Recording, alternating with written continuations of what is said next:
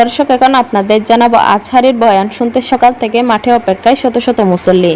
দর্শক, আমাদের চ্যানেলে নতুন হয়ে থাকলে চ্যানেলটি অবশ্যই সাবস্ক্রাইব করে পাশেই থাকবেন। এখন জানাচ্ছি বিস্তারিত।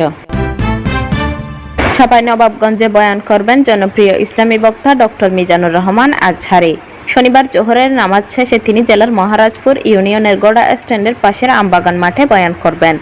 তাই শুক্রবার দিবাগত রাত থেকে মাঠে অপেক্ষা করছেন শত শত মুসল্লি। শুক্রবার রাতে চাঁপাইনবাবগঞ্জের মহারাজপুর ইউনিয়নের গোড়া স্ট্যান্ডের পাশের আমবাগান মাঠে গিয়ে দেখা যায় রাজশাহী, নওগাঁ, জয়পুরহাট, গোস্তমাপুর, বোলাহাট, বাগাসহ বিভিন্ন এলাকার মানুষ মাঠে এসে বয়ান শোনার অপেক্ষা করছেন।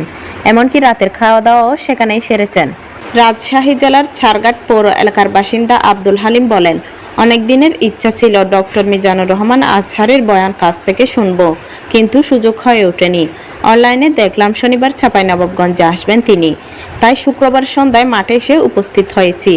রাতে এখানেই খাওয়া দাওয়া করেছি। গোস্তমাপুর উপজেলার বাসিন্দা তামান্না ইসলাম বলেন, ডক্টর মিজানুর রহমান আজহারী আসবেন শুনে রানীহাটি এলাকায় আমার আত্মীয়র বাড়িতে এসেছি। মাহফিলের সভাপতি মাওলানা আবুজার গিফারি বলেন, সব ধরনের প্রস্তুতি সম্পন্ন করা হয়েছে। পর্যাপ্ত নিরাপত্তা ব্যবস্থা রাখা হয়েছে মাহফিলের মাঠগুলোতে। আমরা প্রায় 14 লাখ মানুষের বসার ব্যবস্থা করেছি। চাঁপাইনবাবগঞ্জের পুলিশ সুপার মোহাম্মদ রেজাউল করিম বলেন, জননিরাপত্তা নিশ্চিত করতে প্রস্তুত রয়েছে পুলিশ বাহিনী। যানজট নিরসনে ট্রাফিক পুলিশ কাজ করবে এবং জননিরাপত্তায় পুলিশের সদস্যরা নিয়োজিত থাকবে। জেলা পুলিশের পক্ষ থেকে প্রায় 650 জন পুলিশ সদস্য মোতায়েন থাকবে।